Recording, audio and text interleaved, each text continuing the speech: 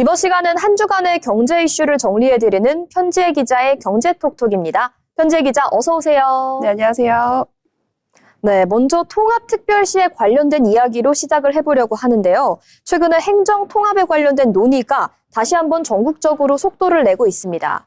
정부가 대전과 충남, 광주와 전납의 통합이 이뤄질 경우 4년간 최대 20조 원을 지원한다는 대규모 인센티브를 내놓으면서인데요. 이제 행정통합은 정치적인 구호가 아닌 지역 경제의 판을 바꾸는 방향으로 진행되고 있습니다. 네, 정부가 행정통합에 확실한 보상표를 제시한 겁니다.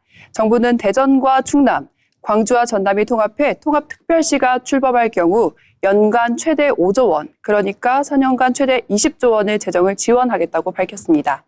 단순한 일회성 지원이 아니라 지방교부세와는 별도로 행정통합교부세와 행정통합지원금을 새로 만들어주겠다는 구조입니다. 네, 이번 지원의 규모가 20조라고 하죠. 그 규모가 상당히 큰데 이 정도의 규모면 실제로 통합을 결정할 만한 유인이 될 수도 있을 것 같습니다. 네, 정부 추산으로는 통합이 완료될 경우 해당 지역 재정 규모가 지금보다 약 25%가 늘어날 것으로 보고 있습니다. 이건 단순히 예산이 조금 늘어나는 수준이 아니라 지역이 쓸 수 있는 정책 여력이 완전히 달라진다는 의미입니다. 그래서 이번 발표 이후 행정통합이 현실적인 선택지가 됐다는 평가가 나오고 있습니다. 그렇다면 재정 지원 말고도 다른 혜택이 있는 상황일까요? 네, 여기서부터가 경제톡톡에서 짚어본 이유인데요. 정부는 통합특별시에 서울특별시에 준하는 지위와 권한을 주겠다고 밝혔습니다. 부단체장은 지금보다 늘어나고 직급도 차관급으로 격상됩니다. 또 내년에 예정된 2차 공공기관 이전에도 통합특별시를 우선적으로 고려하겠다는 방침입니다. 아무래도 공공기관의 이전까지 고려가 된다면 정말 직접적인 영향이 있을 것 같습니다. 그렇습니다. 공공기관 이전은 단순히 건물 하나 들어오는 문제가 아니라 일자리와 주거 수요, 그리고 교육, 그리고 상권까지 연쇄적으로 움직이게 됩니다. 여기에 더해 통합특별시에 입주하는 기업에는 고용보전금과 토지 임대료 감면, 그리고 지방세 감면 같은 혜택도 함께 주겠다고 했습니다. 결국 행정통합을 재정, 산업, 일자리 패키지로 묶은 겁니다. 그렇다면 자연스럽게 다른 지역도 관심을 가질 수밖에 없을 것 같습니다.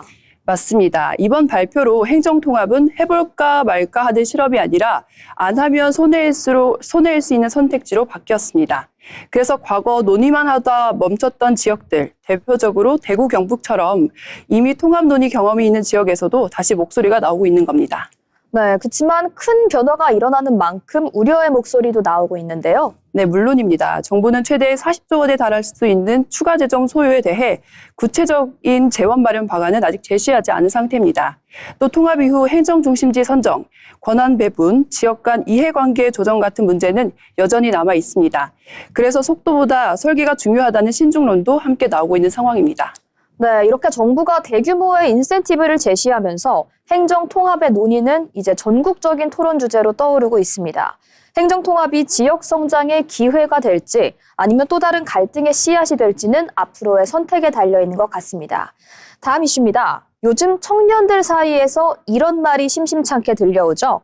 중소기업에 갈 바엔 그냥 쉬겠다. 실제로 대기업과 중소기업 간의 격차가 시간이 갈수록 더 벌어지고 있다는 통계도 나왔는데요. 단순한 인식의 문제가 아닌 구조적인 문제라는 지적 나오고 있습니다. 네, 이 말이 과장이 아니라는 게 숫자로 확인됐습니다. 최근 통계를 보면 대기업 근로자의 월 평균 소득은 약 590만인 반면 중소기업은 약 300만 원 수준입니다. 거의 2배 차이라고 볼 수 있습니다. 그런데 이런 격차가 입사 초기부터 큰 건 아니라고 하죠? 네, 맞습니다. 이게 핵심이었는데요. 입사 1년 미만 신입 단계에서는 대기업과 중소기업의 월급 차이가 80만 원 정도로 비교적 크지 않았습니다. 문제는 시간이 갈수록인데요. 근속 20년 이상이 되면 월소득 격차가 300만 원 이상으로 벌어집니다. 같이 일한 시간만 놓고 보면 완전히 다른 인생 경로가 생기는 겁니다. 처음에는 괜찮아 보여도 나중엔 너무 다르다 이런 얘기가 여기서 비롯된 것 같습니다. 그렇습니다. 청년들이 중소기업을 피하는 이유는 단순히 초봉 때문이 아니었습니다. 오래 다녀도 보상이 크지 않고 경력 이동도 쉽지가 않았습니다. 또 복지와 안정성도 상대적으로 낮았는데요. 이 구조가 이미 알려져 있다는 겁니다. 그래서 요즘은 버티느니 차라리 쉰다는 선택이 늘어나고 있었습니다. 네, 이래서 실제로 쉬는 청년도 계속해서 증가하는 추세입니다. 네, 취업도 구직도 하지 않는 이른바 쉬었음 청년이 최근 몇 년 사이에 눈에 띄게 증가했습니다. 전문가들은 이걸 단순한 개인 선택으로 보지 않았습니다. 노동시장 안에 들어가도 미래가 보이지 않는 구조가 사람들을 밀어내고 있었습니다. 중소기업 입장에서도 사람을 구하기 더 어려워질 수밖에 없는 구조인 것 같은데요. 네, 그 지점이 바로 악순환이었었는데요. 청년이 안 오니까 인력이 부족해지고 생산성이 저하되고 임금 인상 여력이 감소했습니다. 이렇게 이어지고 그 결과 격차는 더 벌어지고 있었습니다. 중소기업 문제는 인식 문제라고 보기에는 이미 너무 구조적인 단계에 와 있다는 평가도 나오고 있습니다. 이건 단순히 청년의 문제도 그리고 기업의 문제도 아닌 것 같습니다. 그렇습니다. 대기업과 중소기업의 격차는 개인의 선택 문제가 아니라 한국 경제 이중 구조의 문제였습니다. 이 구조가 바뀌지 않으면 청년의 이탈도 중소기업의 인력난도 계속 반복될 수밖에 없었습니다. 중소기업의 갈 바에는 쉬겠다. 이런 말이 단순히 푸념이 아닌 경제 구조가 보내는 구조 신호가 될 수도 있겠다는 생각이 드는데요. 다음 이슈로 넘어가 보도록 하겠습니다. 이제 요즘 외식업 이야기하면 빠지지 않는 주제가 있죠. 넷플릭스의 흑백 요리사. 셰프들은 스타가 되고 식당은 줄을 서서 먹어야 되는 시대가 드디어 도래한 것으로 보입니다. 그런데 정작 현장에서는 사장님들은 직원을 줄이고 영업시간을 줄이고 있다는 얘기가 나오는데 어떤 상황일까요? 네, 겉으로 보기에는 호황이지만 자세히 들여다보면 속은 구조조정을 하고 있는 상황입니다. 흑백 요리사 같은 프로그램 덕분에 외식에 대한 관심은 커졌지만 모든 식당이 그 혜택을 보는 건 아니었습니다. 오히려 최근 외식 업계에서는 2차 구조조정이 본격화되고 있다는 분석이 나오고 있습니다. 2차 구조조정이란 건 폐업 말고 다른 얘기일까요? 네, 이번에는 상황이 조금 달라졌는데요. 1차 구조조정이 문을 닫는 식당이었다면 2차 구조조정은 버티기 위해 줄이는 구조조정입니다. 실태조사를 보면 식당 사장님 절반 가까이가 직원을 줄였거나 줄일 계획이라고 답했습니다. 손님이 없어서가 아니라 비용을 감당할 수 없어서였습니다. 이제 흑백 요리사를 보면 장사가 잘 되면 사람을 더 뽑아야 될 것 같은데 그게 요즘과 가장 다른 점입니다. 예전에는 매출이 늘면 사람을 뽑았는데 지금은 매출이 늘어도 사람을 줄입니다. 왜냐하면 인건비와 식자재비 그리고 임대료 이렇게 이 세 가지가 동시에 올라가면서 팔수록 남는 게 없다라는 말이 현장에서 나오고 있기 때문입니다. 아, 그래서 영업 방식이 달라지는 거군요. 그렇습니다. 요즘 외식업계에서는 이런 선택이 늘고 있습니다. 저녁 장사를 포기하고 점심시간대에만 운영하면서 영업시간을 단축하기도 하고요. 주 6일에서 주 5일로 영업일을 줄이기도 합니다. 또 홀 직원 없이 사장님 혼자 운영하는 나홀로 영업점도 늘어나고 있습니다. 구조를 이렇게 바꾸면서 조정을 하고 있었습니다.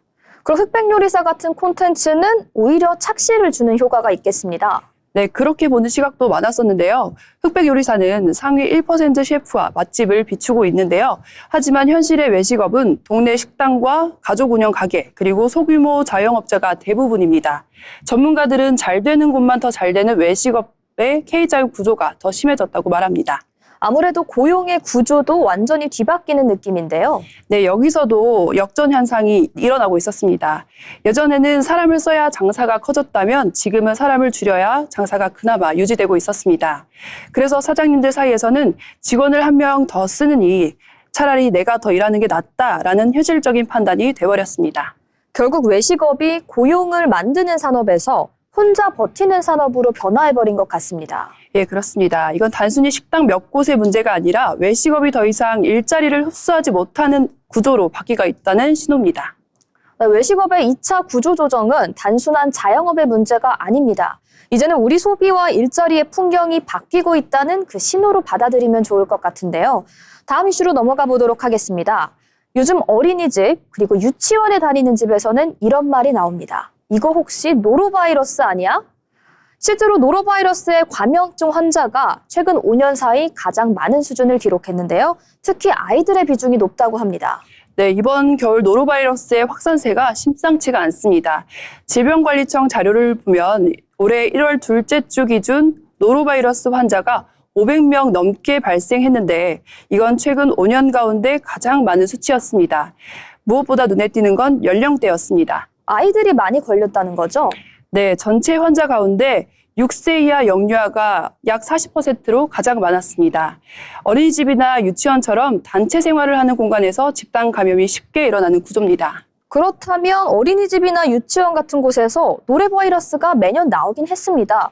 그런데 왜 갑자기 늘어났을까요? 이유는 몇 가지가 겹쳤습니다. 먼저 노로바이러스 자체가 소량만으로 감염이 되는 바이러스입니다. 오염된 음식이나 물뿐 아니라 환자와의 접촉, 구토물에서 나온 미세한 비말만으로도 전파가 될 수 있습니다. 여기에 마스크 착용이 줄고 실내 활동이 늘어난 것도 확산 요인으로 꼽힙니다. 그런데 특히 어린이집에서 확산이 속도가 높다고 합니다.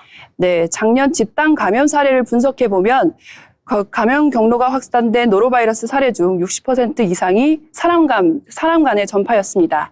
그중에서도 어린이집과 유치원 같은 영유아 시설이 가장 큰 비중을 차지했는데요.